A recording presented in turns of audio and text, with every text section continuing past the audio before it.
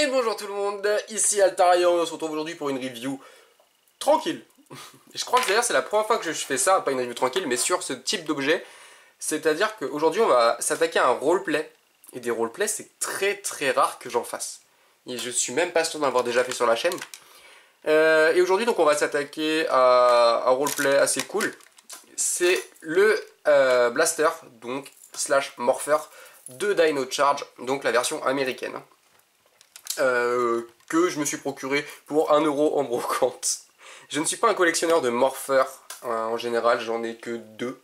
J'ai donc celui-ci, non j'en ai 3 car j'ai le Morpher Pink de la Lightning Collection, celui-ci et le Super Mega Force, sinon j'en possède pas d'autres.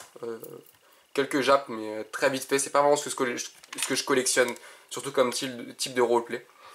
Donc je ne possède pas non plus la version japonaise, donc je ne comparerai pas pour l'instant, je m'achèterai peut-être un jour mais c'est pas ma priorité du tout.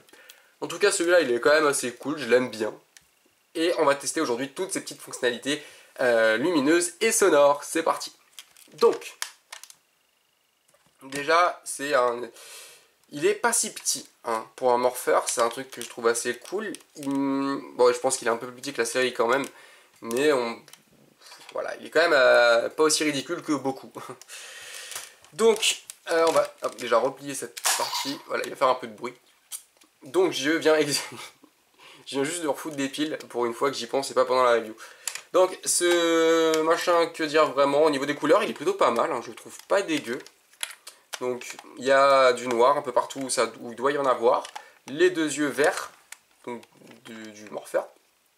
Donc, ça, ils y ont pensé. Beaucoup de jaune, hein, forcément, c'est la couleur de base du truc. Et il est plutôt bien fini, je trouve. Hein. De ce que j'ai vu par rapport aux versions japonaises, il n'y a pas non plus tant de différence que ça entre les deux au niveau du visuel. Après, il faudrait vraiment que je le possède pour le savoir. Mais il n'y avait pas tant que ça. Et il est quand même très ressemblant à la série. Bon, petit défaut, c'est ici, là c'est creux, c'est un peu dommage. Mais on voit qu'on n'est pas non plus sur une escroquerie genre à la RPM ou à la Super Mega Force par exemple. Où les morphers sont faits qu'à moitié. Là, il est vraiment pas mal.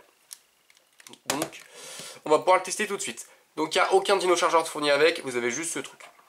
Au niveau des dino chargeurs, moi j'en ai pris 3 là un peu au hasard. Donc j'ai le Spino, le T-Rex et je crois que c'est le Para, ouais, les autres Para, pour vous montrer un petit peu ce qu'ils font. Donc au niveau des effets sonores, déjà sans dino chargeur, vous avez déjà la petite gâchette. Il va faire un bruit de pistolet quoi. Il y en a quelques-uns de différents. Plusieurs sont différents.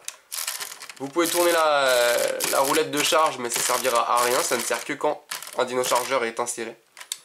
Donc voilà, c'est tout ce qu'il y a sans dino chargeur. Pour insérer un dino chargeur, vous avez le... Ah, tais-toi. Vous avez le truc de recharge ici, vous appuyez dessus, et ça se lève. Donc déjà c'est cool, ils l'ont transcrit sur la version américaine. Ils auraient pu faire comme beaucoup de morphers où il aurait fallu le lever à la main. Je pense notamment à RPM.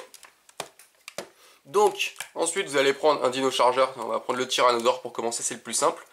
Et vous allez juste l'insérer ici. Alors pour l'insérer, vous avez un côté avec le code, avec le QR code, qui ne servait que pour le jeu sur portable, donc qui n'existe plus d'ailleurs. Et vous avez l'autre côté avec des petits tenons là comme ça, et qui eux vont servir à activer, enfin à reconnaître le chargeur. Donc on va l'insérer juste ici, un petit son, et on va replier. Voilà, il reconnaît. Ensuite, si vous appuyez sur la gâchette maintenant, donc il va juste tirer. Il va falloir tourner ça avant.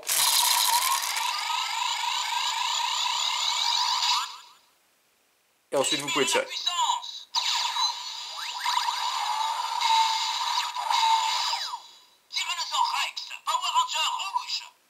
Donc voilà. Ce sera tout ce que vous aurez comme effet. Donc voilà.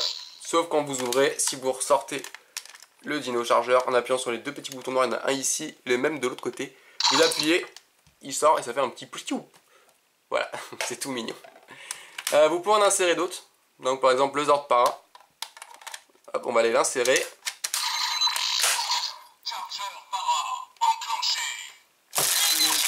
Le charger. Je l'ai fait trop tôt.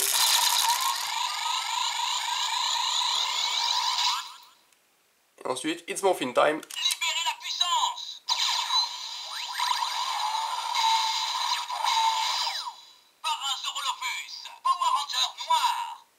Voilà. Et vous pouvez également le faire avec... Alors, je sais pas si c'est... Parce que là, je vais faire avec le dernier, ce que je l'ai testé tout à l'heure. Parce que je n'avais jamais testé les chargeurs. Le chargeur du Toba Spino, du Zord Spino, il déconne. Enfin, il nous fait un nom chelou. Alors, soit ils ont raté la prise, soit je sais pas. Déjà, il l'appelle le Dino Coup de Foudre. Je sais pas trop pourquoi. Parce que... Ou alors, il doit avoir peut-être les mêmes crans qu'un autre chargeur, mais du coup, c'est très chelou parce qu'il reconnaît pas le Spino.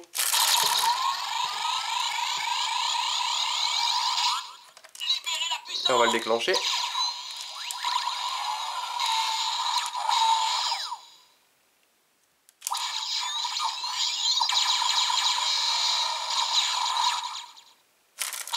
J'ai pas réussi à le déclencher. Voilà.